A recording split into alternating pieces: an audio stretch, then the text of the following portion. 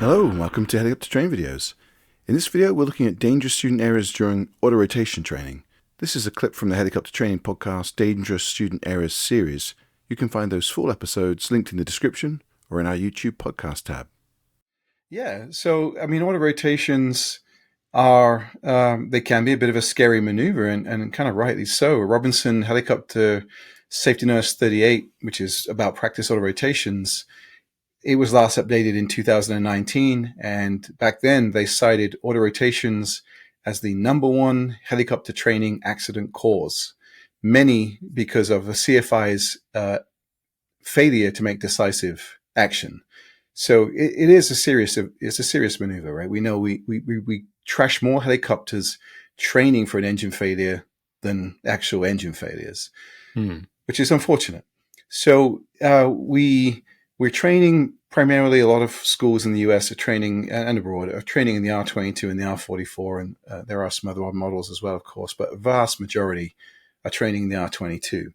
On the R22, it's a double-sided sword. It's a low inertia rotor system, which means that it can be quick to decay RPM and quick to overspeed, which can cause damage to the rotor system and put the aircraft down. So both of those are obviously bad.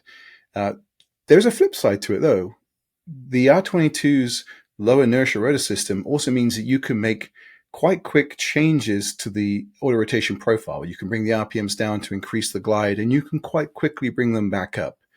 Even taking a step up to the R44, there's a significant delay in trying to get those RPMs back. So there's pros and cons to the R22, but for whatever reason, the R22 is the main training helicopter, and we have to deal with the fact that the rotor will change up and down quite quickly for most people training in those aircraft.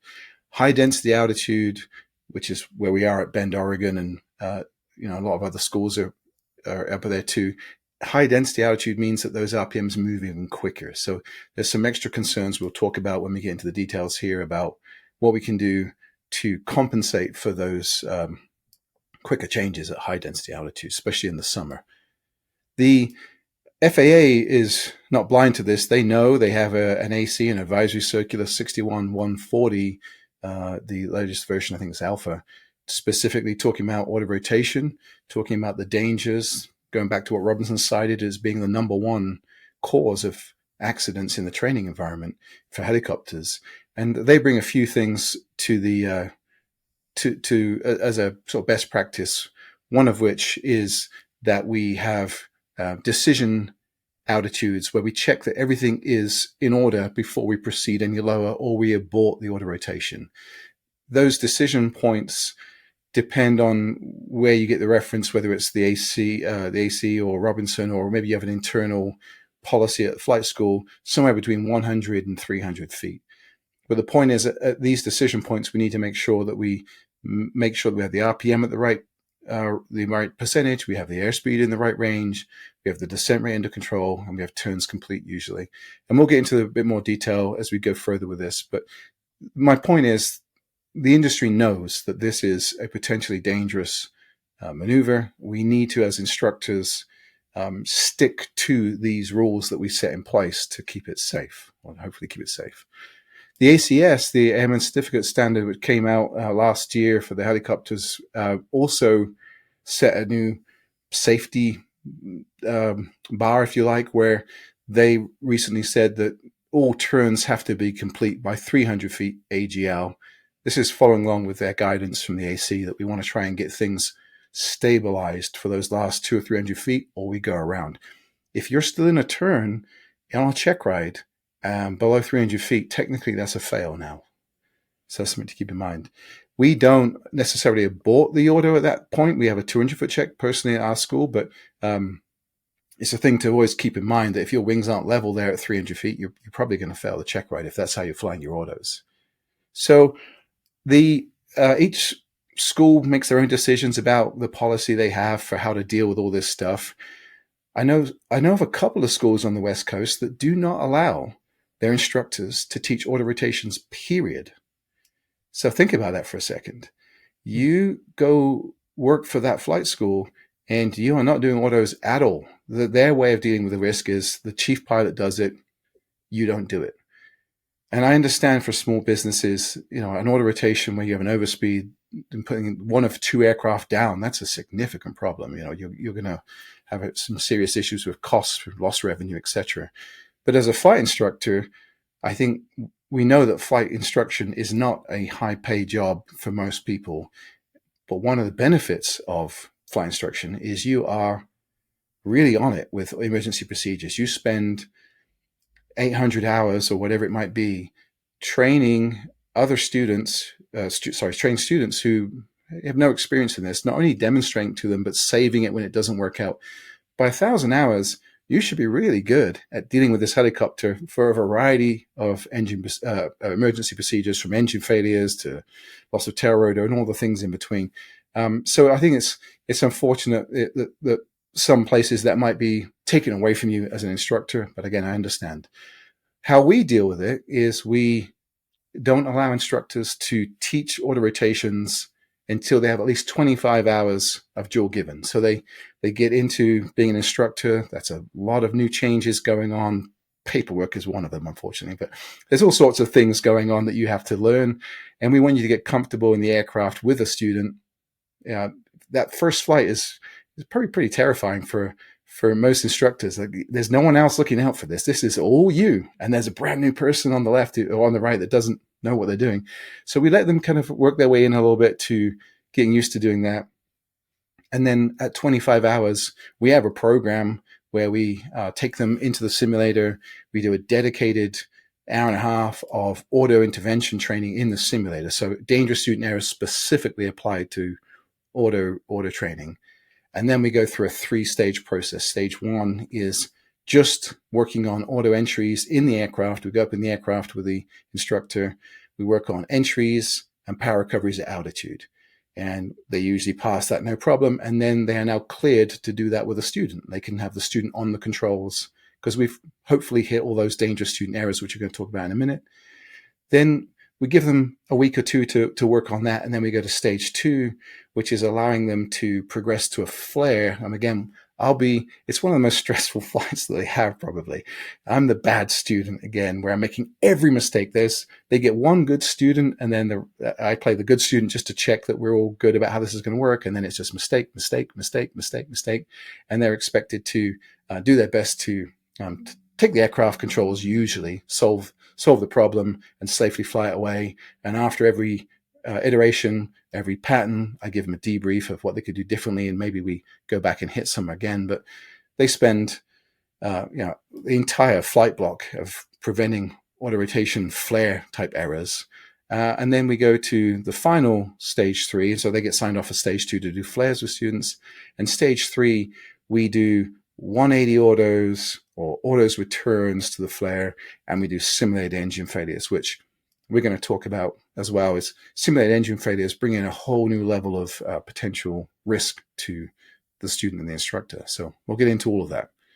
So first of all, let's talk about auto rotation in 3 stages, really: auto entries, glide, and flare. So first of all, the auto rotation entry.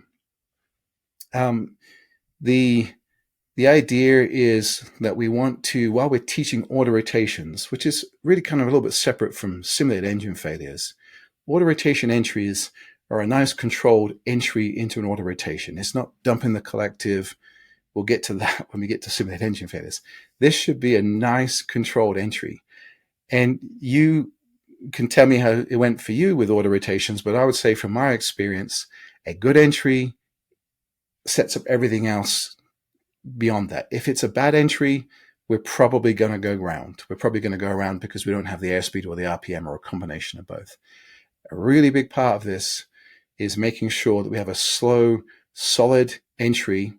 Again, we'll do this at altitude. We don't even talk about the airport, the flare. We just want to start way, way up and give time for the student to get into an auto rotation, see that this aircraft flies just like it did before, except we can't climb, really. I mean, we can turn, we can speed up, we can slow down.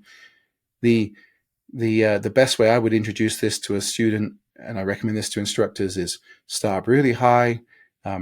Talk about, before we even enter the auto, talk about how lowering, and show them how lowering the collective over 2 or 3 seconds will pitch the nose down. We're not even going to an auto entry. We're just lowering the collective. And so if you show them that if you just lower the collective, the aircraft's going to pitch down slowly over 2 or 3 seconds, then they remember back to the primary training of, okay, lowering collective, yes, I have to half cyclic a little bit to maintain attitude. And so now we're 65 knots or whatever it is at altitude. We just lower the collective a little bit, make sure the student focuses on where the airframe meets the horizon and maintains that attitude, doesn't look in at all. Count to 2 or 3 seconds. Now look in. If the airspeed's within 5 knots of where we started, success. We can hold attitude. If they can't do that, there's really no point progressing to an auto entry, because it's only going to be bigger nose drop, because we're now going to go collective all the way down. So I think there's a primary thing we need to work on is eyes outside, slow entry, hold the attitude, trust the process. You can't get that if you rush to the tax, which a lot of people do because they worry about low RPM or high RPM. We miss this nose drop, which tends to happen about 2 or 3 seconds later. And then what happens is we see the airspeed building, so we come off cyclic. That then builds the RPMs quite quickly, so we raise the collective, which brings the nose up. The airspeed decays, we push forward. It's a cycle, and before you know it, the instructor says, "My controls, we're going to go around, start again." And if you see that process happening with a student, or you recognize that as a student, let's go back to the basics. Horizon, enter, looking at the horizon, all the way down, roll off and catch, or whatever your verbiage is. We must maintain that attitude. That's key to everything that happens after that. A solid foundation. Don't rush to the flare. Let's get that entry. So as the instructor, let's talk about what we're bracing for on just the entry for a second here. Hopefully not bracing for impact, right? Well, no, yeah, we got 1,500 feet, we got 1,000 feet, we got some time. That's the flare. We'll get to that. Yeah. Yep. So the instructor should be bracing their right foot to be a solid leg brace, so that if the student accidentally puts the left pedal in instead of the right pedal, and I've had this happen to me even with 200-hour people that I've flown with or more, we brace it so that if they push the left pedal, they get stopped by the right pedal coming up against their foot, and then they push through. We talked about this on the last episode, I think, with hover autos. So that's the first piece. The second piece is the cyclic. We want to make sure that we're close on, kind of on front and back, actually, ready for auto entry. We want to make sure that the student holds the attitude and doesn't come aggressively back on the cyclic, because that's going to create a pretty big build of the RPMs. We also want to make sure that the student doesn't let that nose come over too much. Again, we need to let students make mistakes, but if we really let this nose come diving down, we have the potential to really build up the airspeed, and then that's going to lead to potentially an overspeed when they try to correct with the aft cyclic. So we kind of stay close on front and back there. The real danger for damaging the aircraft on entry, though, is going on with the left hand. So we use the phrase all the way down, roll off, and catch. And that way, we're talking in real time about how we want the student to work on this. The student has already, prior to all this, they already know that if they lower the collective, they should put right pedal in, and they should look outside and use a little bit of aft cyclic.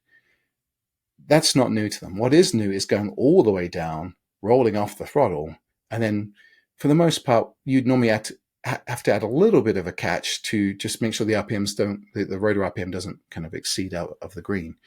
So, sure. And by a little bit of catch, you mean pull back up on the collective a little bit. Exactly. Yeah. So we go all the way down, so we get flat pitch. Now we can close the throttle. We're in an auto rotation. But if we just stay there, the aircraft is rigged.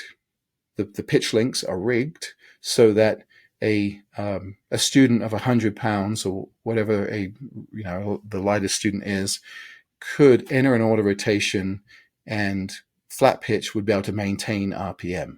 But once you add weight into the system, 215 pounds of instructor or whatever it is, that tends to create more of a coning effect and create a greater RPM build. So we have to raise the collective a little bit to make sure it doesn't exceed the normal range.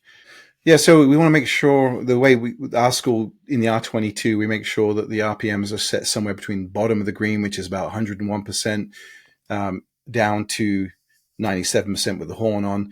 That's a good range where we get top end and bottom end margins to let the aircraft variate a little bit and not get too concerned about that. So that's why we are collectively catching, is to make sure it stays within that range. But the other really, really big bit, of course, is the throttle. That's brand new to the student. I would recommend perhaps with a brand new student, you do the throttle manipulation the first few times. Just get them used to being in the auto. So as the instructor, this is one of those moments where you are fully on the throttle and you're preloaded to only roll one way. You've got your hand already gripping the throttle. There's no reason for this to go any other way than closing the throttle. But unfortunately, it has happened. I know of, in one particular incident, the instructor was not monitoring the throttle at all on the entry, and the student thought they were closing the throttle, and they wrapped throttle to what was estimated to be about 130%. It completely destroyed the engine, the transmission, the aircraft. It was a disaster. And that was because the instructor had let his guard down, was not preloaded with his hand on the throttle the way he should have been. It stayed there for seconds. So there was definitely no correct monitoring by the student there.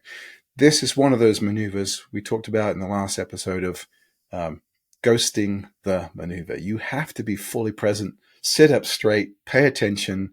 Your mind should think about exactly how this goes. The moment there's a deviation, you have to just do it as you would. So you feel the throttle start to roll up, just close the throttle. My controls, start the entry. You feel the collective come up too far, push it back down. You just don't have time on an entry, certainly with an R22 in high DA conditions, to talk through a lot of these quick entry maneuver pieces that have to come in at the right time, the right amount. So that's the entry. Once we're in the auto, now we're asking the student to look in certain places. We try to guide a brand new student to spend a lot of time looking outside to recognize those attitude changes. And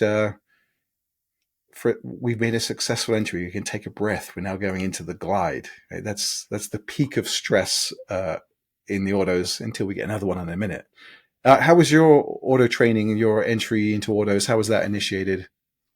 Good question. I don't recall exactly what techniques were used to get me started in it. I'm guessing, and you'll have to tell me if this is a common thing. I'm guessing that I may have worked just one or two of the controls while the instructor did some of the others. I know we did that for some of the very basic maneuvers, hovering and things like that. So my guess is that's what we did as an entry to autos. Yeah, control isolation is certainly possible for auto rotation if you want just to focus on the collective and the throttle or whatever it might be. Yeah, definitely. So now we're in the glide phase, and depending on what elevation you started this, obviously depends on how much time you have. As I said earlier, when you introduce auto rotations to a student, it really should be way, way up there, as high as is safe to do. So give them plenty of time to get into this idea that it's still flying. We've just changed the way that the road is being driven. And the more time we can be in the glide, the more the student can pay attention to the sound changes, the load factor, the RPM changes in a relatively safe stage of the auto rotation. But we still need to stay quite close to the cyclic, especially with new students. We don't want them coming back or pushing forward and unloading or loading up the rotor and causing big variations in RPM, because we remember the cyclic causes instantaneous and often quite large changes to the RPM. The collective is the slower result, but it sticks. We set the collective and it sticks. The cyclic is fast, but it's usually temporary. It variates as we come back. We flare up a little bit and then it comes back down. So this can get us into trouble quite fast. But saying that, the collective too, and there's plenty of times I've flown with people where the RPMs decay, they come down, and instead of lowering, they raise the collective. I'm sure I did it as a student as well. It's not too uncommon. We just need to make sure that we block that so it doesn't go too far and we get that trend reversed. The way I try to help a student remember it is if the RPM goes up, the collective goes up to fix that. If the RPM goes down, the collective goes down. But we really want to try and leave the collective alone as much as we can, because we set the collective, hopefully, and the entry. And as long as we don't change the pitch attitude too much and we don't get thermal building and things like that, we can deal with little variations. If we start chasing that with a collective, if you feel yourself as a student or you feel as an instructor a lot of this going on, we need to quieten that down. That's creating 2 to 3 second cycles of RPM change, which is also affecting attitude. And all the time they're looking at the tacks. It's a bad way to fly an autorotation. Saying that about the thermals and things like that, I talk about RPM change in 3 stages. You feel, first of all, if you feel heavy or you feel light, there is a change coming. As you feel heavy, the RPMs will increase as the coning increases on the rotor system. So if you feel heavy, you might want to add a little bit of up collective. It depends what's causing it. If it's caused because you are turning and loading up the rotor system, you probably want to raise the collective a tiny bit if the RPMs are already quite high. If it was because of a thermal, thermals usually come in a pair. You get an up and a down, or a down and an up. So if you feel heavy and the RPM build isn't too high, just leave it. You'll get light on the other side and it will come back down. Otherwise, again, you're chasing with this delay. The next thing is, that's how you feel. The next one is hear, using your ears. You will hear RPM build and decay before you really see it settle out on the tacks. I think the tacks are taking an average over a certain amount of time. I've found I feel first, I hear second, and I see third.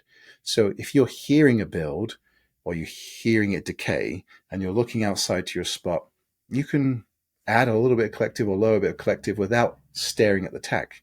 Because whatever you do with this left hand takes about 2 to 3 seconds to realize. So you're now wasting time looking in at the RPM, and you're losing sight of those attitude changes, which change airspeed, which you then fix, which then affects the RPM. It goes back into this cycle. The other thing is, as the instructor, as the student may be making some bigger inputs, one thing that can happen is if they say the RPM decayed significantly, they lower the collective maybe a bit too much. The RPM starts to come back up now. 3 seconds later, it builds fast, so they pull up quite a bit. If they aren't holding that throttle closed, that up collective opens a correlator, which can then bring the engine back up into the 80% range. The governor takes over and brings the RPMs up, which can be a distraction. So, we don't want to have to deal with the engine coming up in the auto rotation. We want them focused on flying the auto. So as the instructor, I would say just close the throttle. Don't even mention it at this point. There's enough going on with the student. Just close the throttle in the debrief. Hey, I had to close the throttle for you. Just make sure you hold that throttle closed, Now, we've had believe it or not, this is a relatively low risk, relaxing part of the auto rotation. But all things are about to change. Now we're coming up on those 300 or 200 or 100 foot checks, depending on what policy your school has. The 200 foot checks that we use is that the airspeed is within 5 knots of our target airspeed. So we can have a plus or minus 5 knots of airspeed, and our RPMs are within 97%, which is where the horn comes on. And the horn can be on as long as it's right there to bottom of the green, which again in the R22 is 101, and the R22 is 101, R44s also 101. If those two pieces are good and we have finished turns and we're not out of trim and the descent rate is not excessive, and I say excessive, a normal descent rate in those airframes is somewhere between 12 to 1,500 feet per minute. I would say somewhere around there. So if all that's good, then we say 200, continue. And it's very short, deliberate, standardized phraseology. And it's said quite loud so that if a radio call comes in, the student hears what they need to hear. Continue. Not what did you say? And now we fight in controls. If it's not that way, then we say 200, my controls. And if the students progressed a bit further in training, we may give them the opportunity to go around, in which case we'll say 200, go around. But initially, there's 2 options. 200, continue, 200, my controls. And remember, as the instructor, if you say 200, continue, and then as you progress through 100 feet, the aircraft falls out, that doesn't mean you can't take the controls, of course. You can take the controls at any time. At 300, 400 feet, you could see this is never going to work. So it's just a gate. It's just a gate to progress. It's not a guarantee in any way. Like I said earlier on, I sort of talked a little bit about adjusting for higher density altitude. When you, I did some math with the true airspeed changes and things. When you are entering at high density altitude, which for us would be above 6,000 feet DA, once we enter at 6,000 feet DA or above, the change between the indicated, which is in error because the true airspeed is going to be faster at this high density altitude, the difference can be as much as 5 to 10 knots, so we think we're doing the same order that we did 2 months ago in the spring. Well, now the airspeed that you think you have is much more because of the true airspeed error on the indicated airspeed. So if you try the same flare, there's a very good chance you'll overspeed the rotor system. You have a lot more energy than you realize. On top of that, the thinner air seems to allow the RPMs to change much quicker. And I don't know if that's to do with the air density and the drag. I honestly don't know the details of it, but it's anecdotally, it's changing much faster in the high density altitude. So we used to start the flare a little bit higher to bleed off some of that airspeed. But what we changed probably about 2 or 3 years ago, and I think this is a much better way to do it, is above 6,000 density altitude, we just take our target speed and knock 5 knots off the indicated target speed. And it compensates really well for being very similar to what we're doing for the rest of the year. But my point is, do not discount those hotter days. It is significantly going to change how your flare is going to happen. I mean, every flare is individual anyway. But so one last thing before we finish up the Autorotation Glide, be very cautious of lowering the collective just before the flare. I see this again and again. We're in the flare, we're in the glide, everything's good, and then the student sees a slight RPM decay, and they lower the collective just before we start the flare. The problem with that is, what you've just done is you've set a little 3-second time bomb that's going to kick in just as you are starting to flare, and you're trying to progressively increase the flare, and now that is going to just magnify your flare because you lowered the collective before you went in. So unless it's critically low, I would say just leave the collective where it is, adjust the flare slightly to be more aggressive to deal with a slightly lower RPM. Be very cautious of lowering the collective, or as an instructor, be very cautious of letting the student lower the collective just before starting the flare. And did you have an accident that you wanted to talk about related to auto rotations? I do. I have a couple, actually. Okay. Well, the first one, really quickly, was many years ago. Again, as I was a first-time round instructor, I knew of an instructor who had been instructing for a long time, maybe too long. So if you haven't gone out and done other things, perhaps what can happen is you start taking those margins, those call outs, and you start, you know what I'm talking about. You start working on the buffer, and you start saying, well, I got away with 95% last time, and that went fine. So now I'll accept 94. Something like that basically happened, and they were actually doing a full down auto rotation, and they did the conditions for a go around should have been triggered. This very experienced, and I really like this instructor, he made a bit of a bad choice in this moment, allowed it to continue through those gates, the 200-foot checks, and came into the flare with too little energy, and the aircraft came down and pancaked, split the skids, ends up sitting the R-22 about 6 inches off the ground. It's a lowrider version. I think I sent you the picture in the slides. So be wary of that. Those margins are there for a reason. Don't think just because you got away with it today that you just stick to those margins. Remember what I said. The auto rotation is the number one cause of accidents in training. You're probably looking to move on to another job. You really don't need to have an accident on your record, right? So just keep it safe. Keep doing what you've been doing for those 1,000 hours. Yeah, and I think, by the way, the big danger for instructors as they become high time, and probably the same thing for pilots as they become higher time, it's easy to get lulled into, oh, I'm so experienced and I'm so good that I don't need to follow all these rules that I had to follow when I was lower time. And I think that's a big trap that catches pilots at all levels and instructors as well too. So I think we need to kind of remember, no, those rules are actually set in place for everybody. And just because you've gotten away with it a few times doesn't mean that you should continue to try and test those limits. You should stay away from those limits. Yeah, I mean, it's overconfidence, and it's some of the hazardous attitudes we could talk about. And the FAA has identified those hazardous attitudes, macho, and rules don't apply to me.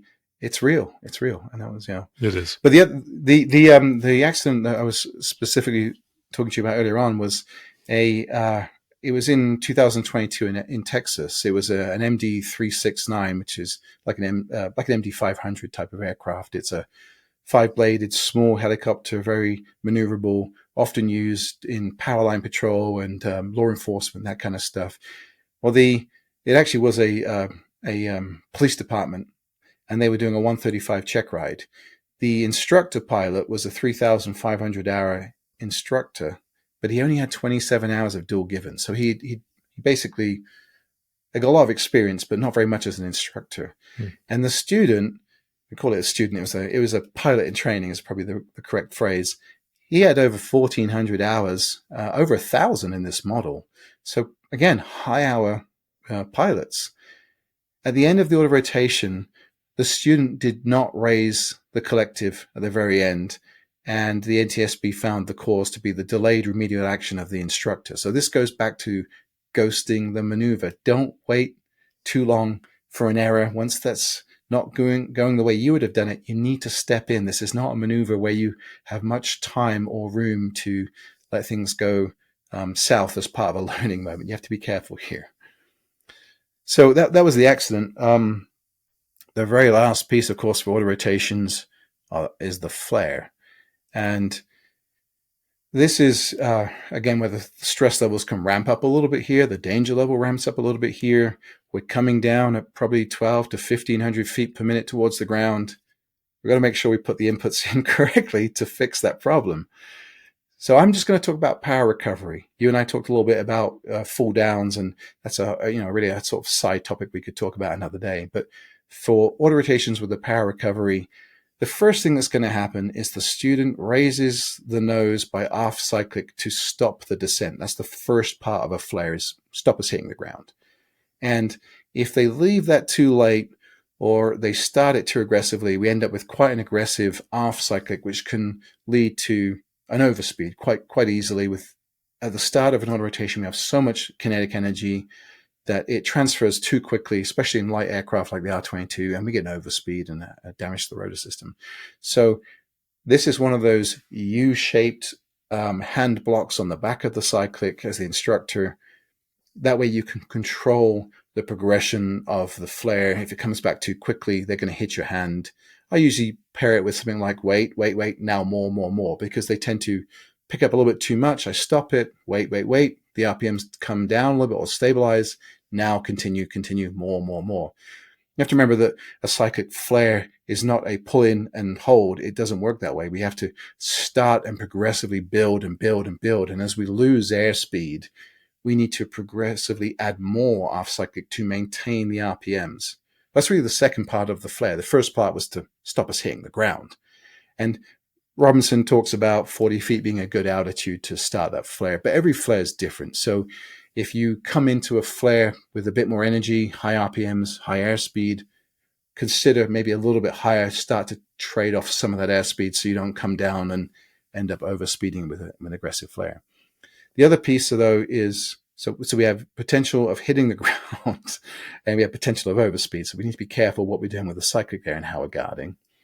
The other thing we see a lot, unfortunately, in autorotation training with power recoveries is an overspeed of the engine and rotor, where the student wraps the throttle open and sends the engine and rotor through the top of the normal range.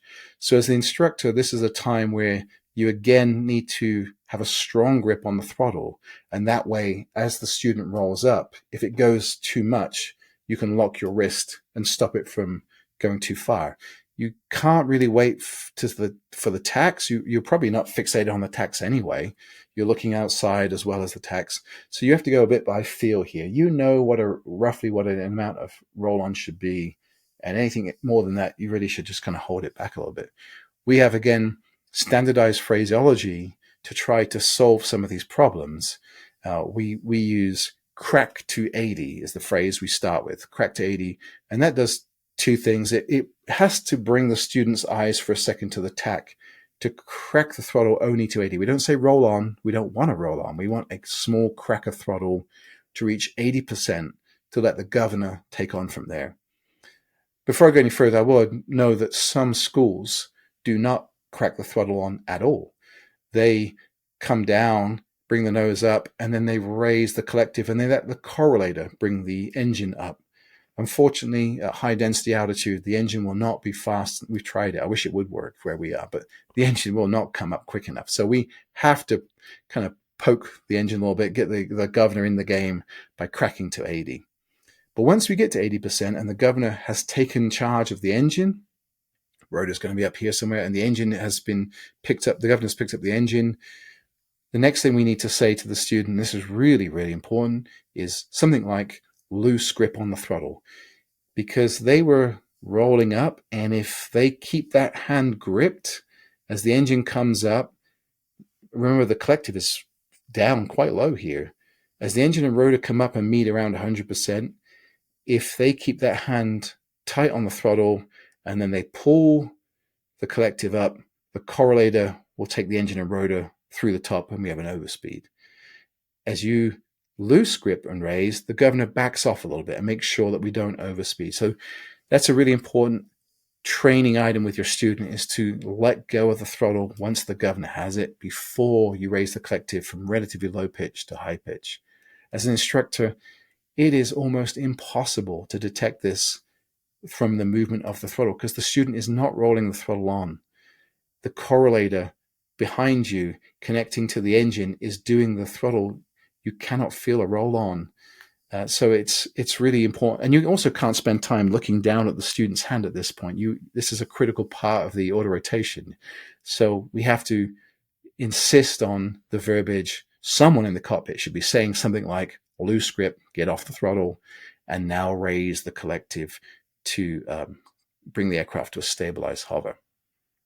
But the other piece, which is in comparison relatively low risk, is the pedals.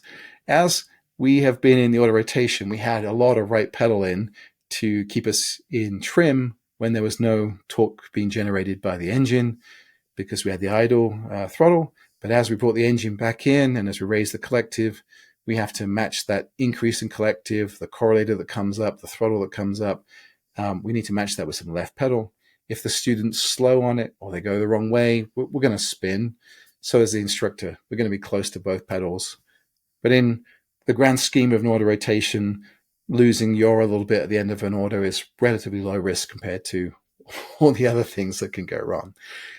And the last piece of this is if the student mistimes the flare, or we get a bit of a downdraft, or we get a gust fade, the aircraft is going to settle towards the ground. As the instructor, you must always be ready to say, my controls, level the aircraft. We must get the aircraft level if this is going to happen.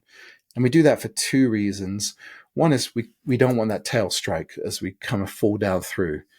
We need to get the aircraft level so that if we do make contact, the skids are going to flex, and hopefully it's just going to be a yield and return back up. And it won't be, like I said, where they create a low rider version of this.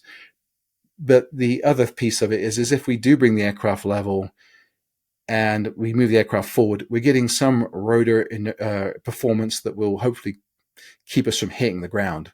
It's not going to do very good with the nose up like this. We're going to fall through and hit the tail. So we must commit to an inadvertent running landing, if you call it that.